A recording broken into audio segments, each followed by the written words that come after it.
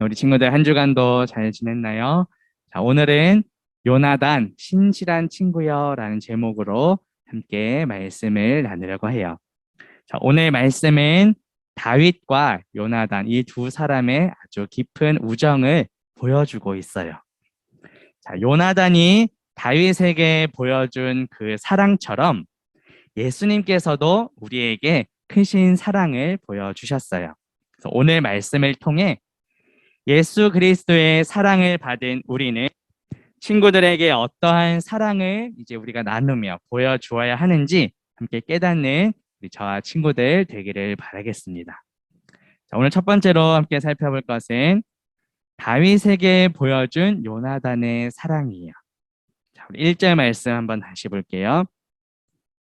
1절 말씀에 보면 다윗이 사울에게 말하기를 마침에 요나단의 마음이 다윗의 마음과 하나가 되어 요나단이 그를 자기 생명같이 사랑하니라고 말씀해요. 자, 이 1절 안에 마음이라는 단어가 두 번 나오고 또 생명이라는 단어가 한 번 나오죠. 자, 그런데 구약 성경은 원래 히브리어로 쓰여졌어요. 히브리어 원문에 보면 이 세 단어가 모두 영혼이라는 같은 단어가 사용이 되었어요. 다시 말해서 요나단의 영혼과 다윗의 영혼이 서로 연결되어 하나로 묶였다는 뜻이에요. 자, 연결되었다는 것은 서로 이렇게 묶여 있다라는 뜻인데 요나단이 다윗을 자기의 영혼을 사랑함과 같이 아주 깊이 사랑했음을 보여주고 있어요. 자, 이 단어가 쓰인 곳이 성경에 여러 군데 있는데 그 중에 하나가 여호수아의 라합이 성벽에 그 붉은 줄을 메었다, 묶었다라고 했을 때 이 단어가 쓰였어요. 여호수아 2장 18절에 보면 우리가 이 땅에 돌아올 때에 우리를 달아내린 창문에 이 붉은 줄을 메고 묶었다는 거죠. 내 부모와 형제와 내 아버지의 가족을 다 내 집에 모으라고 말씀해요. 자, 이 줄은 소망을 가리켜요. 그럼 무엇을 향한 소망이었을까요? 붉은 줄을 맨다는 것은 바로 우리를 구원하신 예수 그리스도의 그 구원을 소망한다는 뜻이에요. 붉은 줄을 묶은 이 라합의 집 가족들은 모두 구원을 받게 되었어요. 자, 또 이 묶여있다라는 단어가 쓰인 곳이 구약성경 신명기 6장 8절에도 같은 단어가 쓰였어요. 이때는 하나님의 말씀을 내 손목에 묶는다고 했을 때 사용이 되는데 읽어줄게요. 신명기 6장 8절. 너는 또 그것은 하나님의 말씀이에요. 그것을 내 손목에 매어 묶었다는 거죠. 기호를 삼으며 내 미간, 여기 미간에 붙여서 표로 삼으라 하고 말씀해요. 무슨 말일까요? 하나님의 말씀을 내 손목에 맨다는 것은 그만큼 나와 아주 가까이 자주 보라는 그런 뜻이에요. 우리 친구들의 가까이에는 무엇이 있나요? 내가 지금 붙잡고 있는 것은 무엇인가요?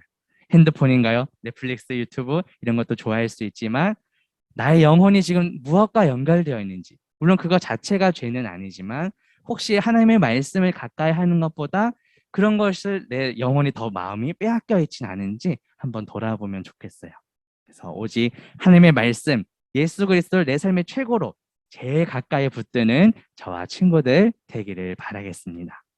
자, 2절 말씀 볼게요. 오늘 본문 2절에 보니까 그날에 사울은 다윗을 머무르게 하고 그의 아버지의 집으로 다시 돌아가기를 허락하지 아니하였다고 말씀해요. 자, 여기서 그날은 우리 지난주에 다윗과 골리앗 싸움 이야기 들었죠? 바로 다윗이 골리앗을 쳐부순 그날이에요. 바로 그날 사울이 어떻게 했죠? 다윗을 돌려보내지 않고 자기 곁에 머무르게 했어요.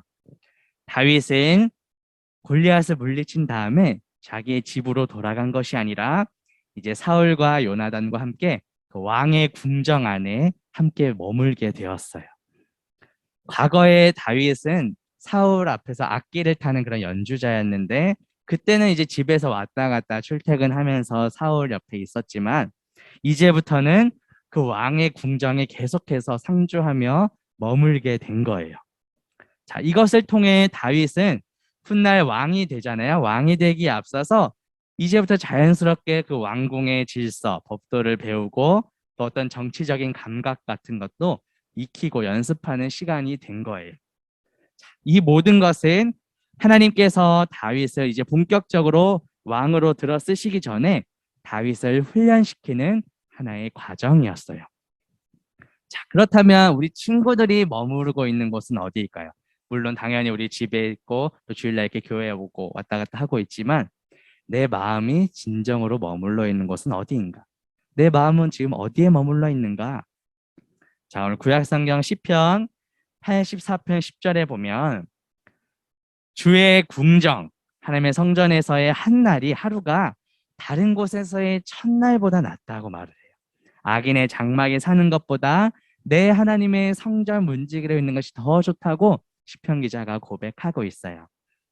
구약 시대의 성전은 신약에 넘어오면 예수 그리스도의 육체를 가리켜요. 그런데 예수님께서는 우리 교회의 머리가 되시거든요.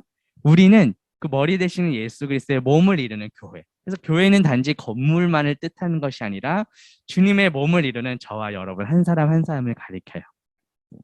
예수님께서는 말씀이 육신이 되어서 이 땅에 오신 분이세요. 따라서 성전을 사모한다, 성전에 머무른다라는 것은 우리 교회의 머리 되시며 말씀 그 자체이신 예수 그리스도를 내가 더 사모한다라는 뜻이에요. 오직 하나님의 말씀, 예수 그리스도의 품 안에 내가 거하기를, 머무르기를 소망하며 사모하는 저와 친구들 되기를 바라겠습니다. 자, 오늘 본문 마지막 3절 말씀 한번 볼게요. 3절 말씀 보니까 요나단은 다윗을 자기 생명같이 사랑하여 더불어 언약을 맺었다고 말씀하죠. 자, 1절에 이어서 반복되는 말이 있어요. 바로 생명같이 다윗을 향한 요나단의 사랑이 나와요. 요나단은 자기의 생명같이 다윗을 사랑했어요. 자, 그리고 그렇게 사랑했기 때문에 언약, 약속을 맺었다고 말을 하거든요. 그런데 이 언약을 맺었다라는 히브리어 원래 단어의 뜻은 자르다라는 뜻이 있어요. 고대 이스라엘 근동에 계약을 맺을 때, 약속을 할 때 그 재물을 쪼개는, 자르는 그런 의식이 있었어요. 그리고 쪼개진 그 사이로 이제 언약을 맺은 사람들이 지나가면서 약속을 맺었다, 계약이 체결됐다라는 걸 보여줬거든요. 자, 이것을 잘 보여주는 장면이 창세기 15장 10절에 나와요. 자, 아브라함이 그 모든 것을 가져다가 그 중간을 쪼개고 그 쪼갠 것을 마주대하여 놓고 그 새는 쪼개지 아니하였으며 라고 말씀을 해요.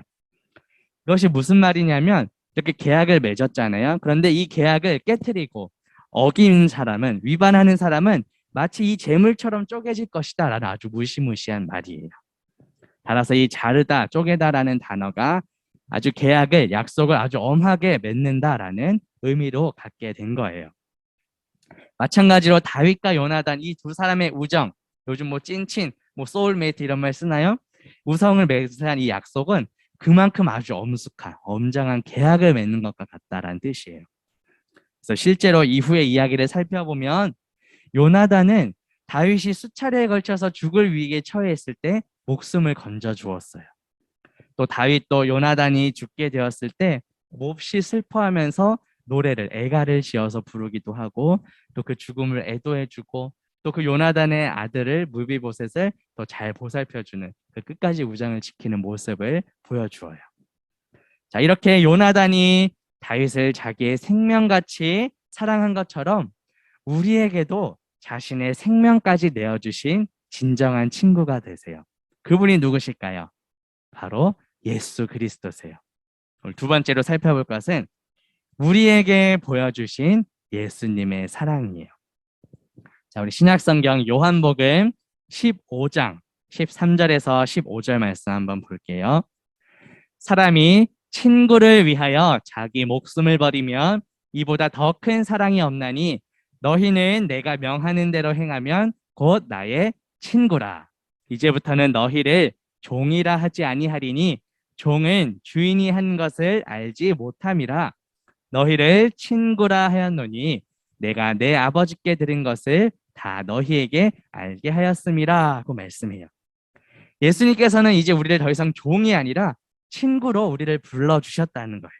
예수님께서는 자신의 생명까지 우리에게 내어주신 진정한 친구예요.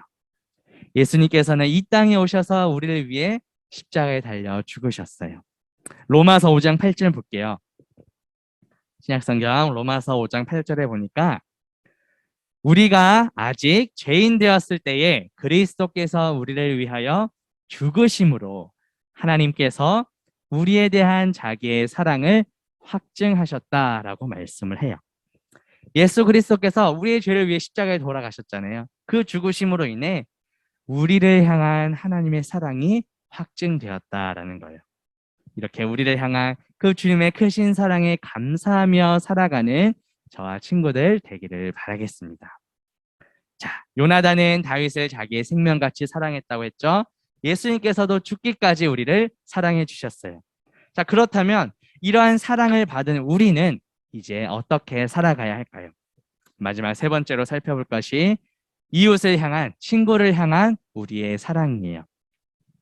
먼저 우리에게 보여주신 그 예수님의 사랑을 이제는 이웃에게, 우리 주변 친구들에게 전할 수 있어야 돼요.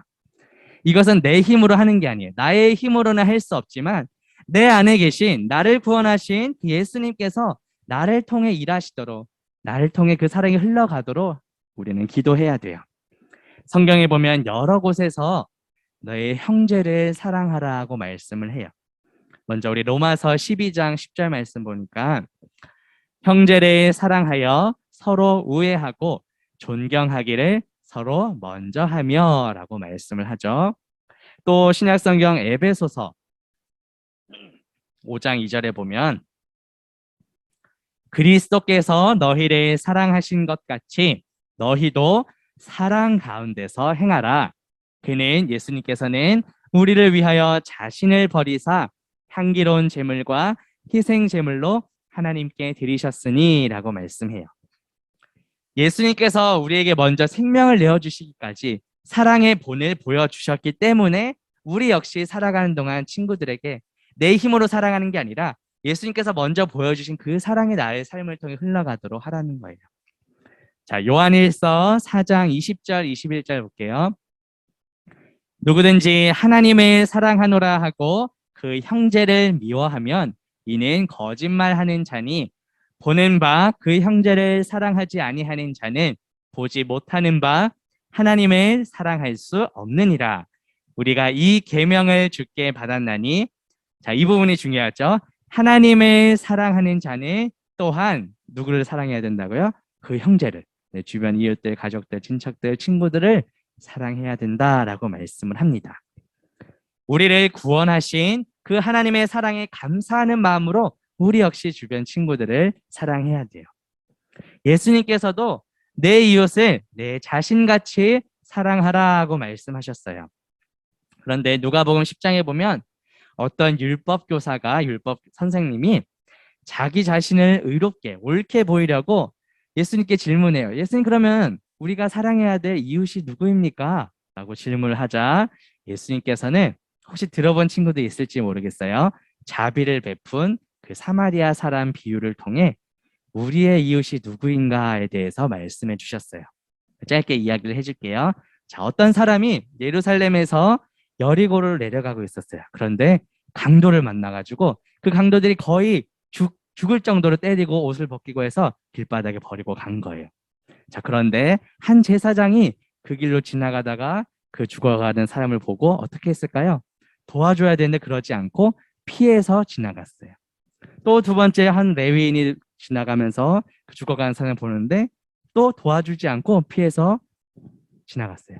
자, 그래 마지막 세 번째로 사마리아 사람이 가는데 그 사람을 가까이 가서 돌봐주고 쌈해주고 치료해주고 또 주말 어떤 집에 데려가서 보살펴주고 돈까지 주면서 혹시 모자라면 내가 다시 돌아와서 돈까지 더 넉넉하게 주겠다 하면서 이렇게 잘 보살피는 내용이 예수님께서 하신 그 이야기의 내용이에요. 그래서 예수님께서 이 이야기를 하신 다음에 아까 질문한 그 율법 교사에게 처음에 그냥 지나간 그 2명, 또 도와준 이 사마리아 사람까지 해서 이 3명 중에 누가 진정한 그 죽어가는 사람의 이웃이 되겠냐고 물으셨어요. 이걸로 대답을 하신 거예요. 자, 누가 진정한 이웃일까요? 그 3명 중에서는 앞에 그냥 못 본 척하고 돌아간 사람들이 아니라 직접 도와준, 자비를 베푼 사마리아 사람이 진정한 우리의 이웃이겠죠. 자, 마찬가지예요. 실제 우리의 삶에서 이 이야기를 아마 들어본 친구들도 있을 텐데 과연 내 삶에서 이런 사랑을 얼마나 실천하고 있는지 우리가 돌아보면 좋겠어요. 특별히 믿지 않는 가족들과 또 주변의 학교 친구들이 나를 바라볼 때 생명샘교회 중고등부 다니는 우리 저 친구는 과연 하나님의 사랑대로 살고 있구나라고 말을 할 수 있는지, 그 친구들의 내 모습을 볼 때 과연 나를 통해 하나님의 사랑을 느끼고 있는지 한번 생각해 보면 좋겠어요. 오히려 나의 말과 행동 때문에 우리가 믿고 있는 예수님까지 욕먹을 행동을 내가 하고 있지는 않는가 한번 돌아보면 좋겠어요. 요나단은 다윗을 자기의 생명같이 사랑했어요. 따라서 우리도 받은 그 사랑을 전하며 살아가야 돼요. 나의 힘으로는 할 수 없지만 내 안에 살아계신 예수님께서 나를 통해 그 사랑을 베풀어 주시도록 우리는 기도해야 돼요. 자, 그렇다면 우리가 이웃에게 사랑을 베풀어야 하는 이유는 무엇일까요? 그 이유는 우리 역시 값없이 그 사랑을 받았기 때문이에요. 자, 신약성경 로마서 3장 24절에 보면 그리스도 예수 안에 있는 속량은 값을 베푼다라는 거거든요. 속량으로 말미암아 하나님의 은혜로 값없이 의롭다 하심을 얻은 자 되었다라고 말씀해요. 자, 예수님께서 십자가에서 죽으심으로 속량해 주셨어요. 모든 값을 다 치르셨어요. 생명을 내어주시기까지 모든 값을 다 예수님께서 치르셨고, 우리는 값을 치른 게 아니라 우리는 값 없이 예수님께서 다 값을 치르신 그 생명을 우리는 거저 얻은 거예요. 값 없이 거저 받은 거예요. 우리는 어떠한 자격이나 조건과는 상관없이 전적인 하나님의 은혜로 우리는 구원받았어요. 값없이 의롭다 하심을 얻었어요. 그 은혜에 감사하는 마음으로 값없이 거저받은 사랑을 우리가 나누게 되는 거예요. 또 우리가 이웃에게, 주변 친구들에게 사랑을 나누어야 하는 이유는 믿지 않는 친구들이 나를 통해, 내가 전하는 그 주님의 사랑을 통해 하나님께 영광 돌리도록 하기 위함이에요. 자, 예수님께서는 우리의 착한 행실을 통해 주변에 믿지 않는 친구들이 나를 통해 하나님을 바라보고 하나님께 영광 돌리도록 하라고 말씀하셨어요. 신약성경 마태복음 5장 16절 말씀 보면 이같이 너희 빛이 사람 앞에 비치게 하여 그들로 너희 착한 행실을 보고 하늘에 계신 너희 아버지께 영광을 돌리게 하라고 말씀해요. 우리는 삶 속에서 주님의 빛을 비추고 있나요? 우리 주변 친구들에게 착한 행실을 나타내고 있나요? 우리가 착하게 살아야 되는 이유는 착한 행동으로 인해 우리가 구원받기 위함이 아니에요. 우리가 이미 값없이 구원받았기 때문에 그것에 감사하는 마음으로 주님의 빛을 비추고 착한 행실을 나타내라는 거예요. 믿지 않는 가족들, 또 주변의 친구들이 나의 삶을 통해 하나님을 바라보고 하나님께 영광 돌리도록 해야 돼요. 하지만 이 모든 것 역시 나의 힘만으로는 불가능하겠죠. 내 안에 살아계시는 예수님께서 나를 통해 역사하시도록, 나를 통해 사랑하시도록 우리는 기도해야 돼요. 우리에게 값없이 은혜를 베풀어 주신 그 주님의 사랑을 내 삶에서 나누며 전하는 저와 친구들 되기를 바라겠습니다. 자, 이제 말씀을 맺으려고 해요. 오늘 말씀을 통해 요나단이 다윗을 자기의 생명같이 사랑한 것을 보았어요. 마찬가지로 우리의 진정한 친구 되시는 예수님께서도 자신의 생명을 십자가에서 내어주시기까지 우리를 사랑하셨어요. 이렇게 값없이 베풀어 주신 주님의 사랑에 감사하며 나도 이제 이 땅에서 그 사랑 받은 사랑을 베풀며 살아가는 저와 우리 모든 친구들 되기를 주님의 이름으로 바라겠습니다. 같이 기도할게요.